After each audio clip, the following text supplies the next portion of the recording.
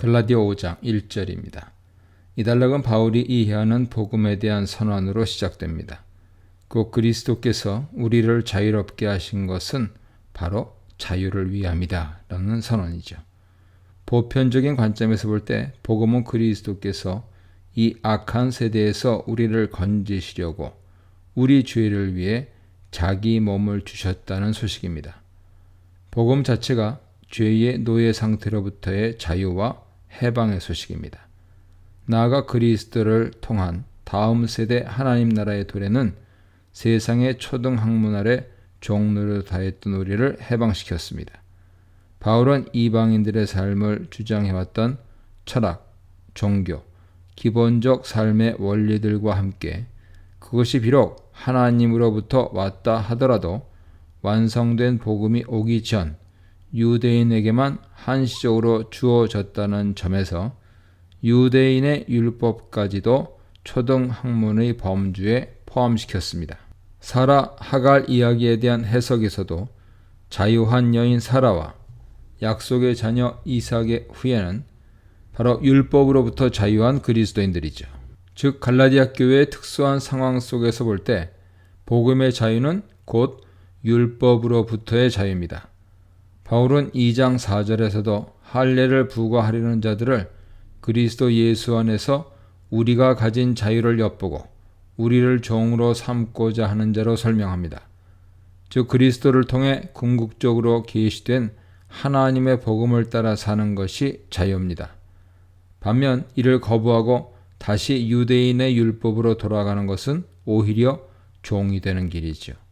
유대인들은 율법을 연구하고 그것을 따라 사는 것을 율법의 멍에라 표현하며 그 멍에를 명예스럽게 여겼습니다. 그러나 이제 바울은 율법의 멍에를 종의 멍에로 재규정합니다.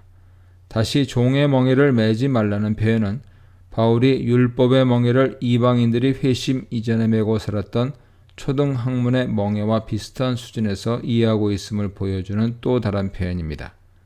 5장 1절은 복음의 선포와 그에 대한 단호한 응답의 요구로 구성되어 있습니다. 그리스도께서 너희를 자유케 하셨다. 그러므로 굳건하게 서서 다시 이전에 따라 살던 것들의 종이 되지 말라. 2절 4절입니다. 바울은 그리스도도 취하고 할례와 율법도 행하려는 입장의 부당함을 재차 강조합니다. 우리는 구약 성경과 옛 언약 세계 속에서 메시아 역할과 할례 율법의 기능이 서로 배타적이지 않았다는 점을 다시 기억해야 합니다.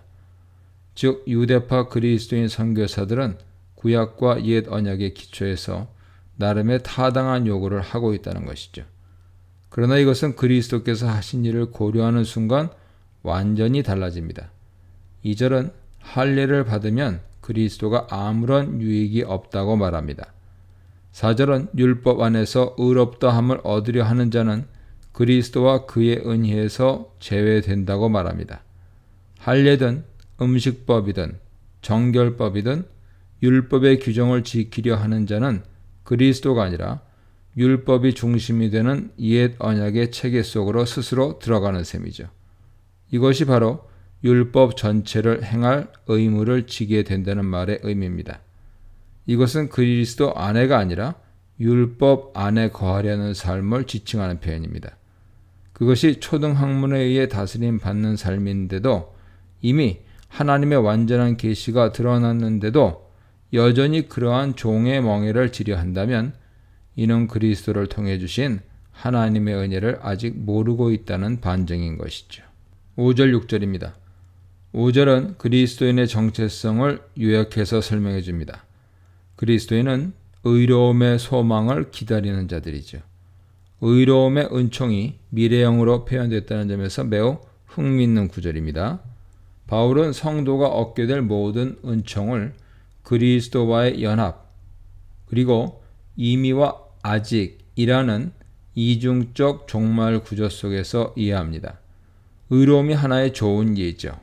그리스도 안에서 우리는 이미 의롭다함 받았습니다. 로마서 5장 1절, 8장 30절, 고린도전서 6장 11절 보세요. 그러나 동시에 우리는 그 안에 거하면서 그 의로움이 자라가고 궁극적으로는 완성될 날을 아직 기다리고 있습니다. 갈라디아 5장 5절, 로마 2장 13절, 3장 20절, 3장 30절 보세요. 같은 절에서 바울은 미래적인 의로움을 기다릴 수 있는 현재 증거와 수단이 바로 성령과 믿음이라고 말합니다. 갈라디아 교인들이 그리스도의 복음을 듣고 믿음으로 성령을 받게 되었다는 것이죠. 아브라함 자손이 받게 될 복들 중 상징적 복이기도 한 성령의 임재는 종말의 영으로서 다음 세대 하나님 나라의 생명과 은총을 매게 합니다. 정상적인 하나님 언약 백성으로 인정받았다는 의미인 의로움도 성령이 매게 해주는 은총 중 하나입니다. 구속사적인 순서로 볼 때 하나님 백성의 의로움은 그리스도께서 성령에 의해 의롭게 되심으로 성취되고 성령을 통해 그 안에 있는 우리에게 매게 되었습니다. 디모데전서 3장 16절 보세요. 그리스도 안에서 이러한 은총에 참여하게 하는 것은 할례 여부와는 아무런 상관이 없습니다. 단지 그리스도에 대한 믿음이 중요할 뿐입니다. 정상적인 믿음이라면 그 믿음은 반드시 사랑을 통해 역사합니다. 여기서도 믿음이 지적인 동의와 전적인 신뢰와 더불어 전인격적인 순종의 반응을 내포함을 잘 보여줍니다. 특별히 사랑을 통해 역사하는 믿음이라는 표현은 우리를 사랑하사 자기 자신을 주신 그리스도의 믿음, 신실함을 연상케 하는 표현으로 결국 그리스도 안에서 우리가 그리스도의 믿음을 닮아가야 함을 말해줍니다. 7절 9절입니다. 대적자들의 가르침은 결과적으로 성도들로 하여금 진리를 순종하지 못하게 만들었습니다. 율법에 대한 그들의 가르침은 하나님의 구속사적 목적과 그리스도를 통한 성취를 이해하지 못한 결과입니다. 즉 갈라디아 교인들을 부르신 하나님에게서 나온 것이 아닙니다. 바울은 대적자들의 가르침이 가지는 독소적인 요소를 적은 누르기, 온 덩이에 퍼진다 하는 당시 격언을 사용해서 표현하고 있습니다. 12절입니다. 바울은 갈라디아 교인들이 진리 안에 굳게 서 있도록 종용하는 한편 대적자들을 향하는 심판을 선포합니다. 그는 대적자들을 요동하게 하는 자와 어지럽게 하는 자로 칭하죠.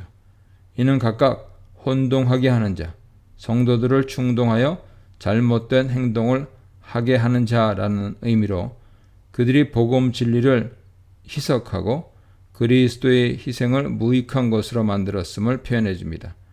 11절은 유대파 그리스도인 선교사들이 십자가의 복음과 함께 할례와 율법을 전한 것이 유대교의 주류 사회로부터 박해를 면하고 인정을 받기 위함이었다는 점을 명시합니다. 한편 그리스도의 십자가에는 하나님으로부터 저주받은 자라는 걸림돌이 있었음도 동시에 밝힙니다. 그럼에도 불구하고 바울은 십자가의 복음이야말로 하나님의 계시요 완전한 진리요 인간을 자유케 하는 소식이요 죄에서 우리를 건지시는 복음임을 확신하였습니다. 이러한 진리에 머물지 못하게 성도들을 혼란케 하고 잘못된 판단을 하게 한 대적자들에게 스스로 베어버리라고 말합니다. 육체의 일부를 잘라내다라는 의미입니다.